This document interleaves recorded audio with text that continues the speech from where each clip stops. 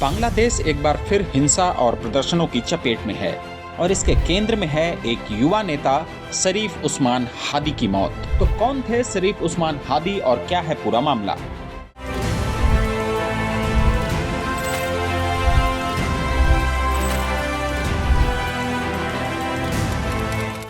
शरीफ उस्मान हादी बांग्लादेश के दक्षिणी जिले झालोकाठी के रहने वाले थे। वह 6 भाई बहनों में सबसे छोटे थे। उनके पिता एक स्थानीय मस्जिद में इमाम थे जो मदरसे में पढ़ाते भी थे। हादी ने अपनी शुरुआती पढ़ाई उसी मदरसे से की। बाद में उन्होंने ढाका यूनिवर्सिटी में राजनीतिक विज्ञान में दाखिला लिया।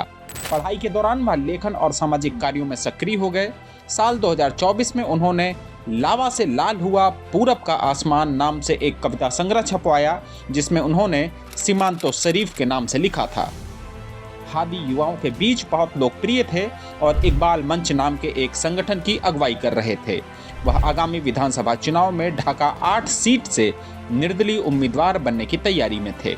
हादी अपने भाषणों में आवामी लीग पार्टी पर कड़े हमले करते थे। आवामी लीग यानी शेख हसीना की पार्टी, वही शेख हसीना जो बांग्लादेश से निर्वासित हैं और वहां की पूर्व प्रधानमंत्री थीं।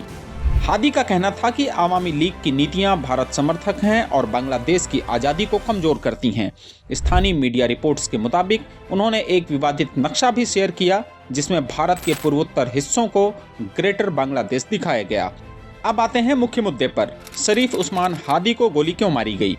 रिपोर्ट्स के मुताबिक पिछले हफ्ते ढाका में एक मस्जिद से निकलते समय अपने चुनावी कैंपेन लॉन्च करते वक्त नकाबपोश हमलावरों ने उन पर हमला किया।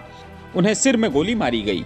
शुरुआत में ढाका में इलाज चला, लेकिन हालत बिगड़ने पर उन्हें सिंगापुर ले जाया गया जहां गुरुवार को उनकी मौत हो गई। तो गोली क्यों मारी गई? प्रदर्शनकारियों और उनके समर्थकों का आरोप है कि यह राजनीतिक हत्या है। वे पूर्व प्रधानमंत्री शेख हसीना और उनकी आवामी लीग पार्टी को इसके लिए जिम्मेदार ठहरा रहे हैं। हालांकि शेख हसीना अब सत्ता में नहीं है और मौजूदा समय में वह भारत में हैं, लेकिन उनके विरोधी कहते हैं यह हमला पुरानी दुश्मनी का नतीजा है। पुलिस जांच कर रही है, लेकिन अभी तक हमलावरों की पहचान नहीं हो पाई है। कुछ रिपोर्ट्स में कहा गया है कि यह चुनाव से पहले की साजिश हो सकती है क्योंकि हादी चुनाव लड़ने वाले थे। साल 2024 में बांग्लादेश में बड़ा छात्र आंदोलन हुआ था। यह आंदोलन सरकारी नौकरियों में कोटा सिस्टम के खिलाफ शुरू हुआ था। छात्रों का कहना था कि कोटा सिस्टम से योग्य युवाओं को मौका नहीं मिलता। शरीफ उस्मान हादी जैसे युवा नेता इस आंदोलन के प्रमुख चेहरे थे। आंदोलन इतना बड़ा हो गया कि हिंसा भड़क उठी, सैकड़ों लोग मारे गए। आखिरकार शेख हसीना को प्रधानमंत्री पद से इस्तीफा देना पड़ा। वह देश छोड़कर भारत चली गईं। तब से वहां पर अंतरिम सरकार है और अब वहां फरवरी में चुनाव होने वाले हैं।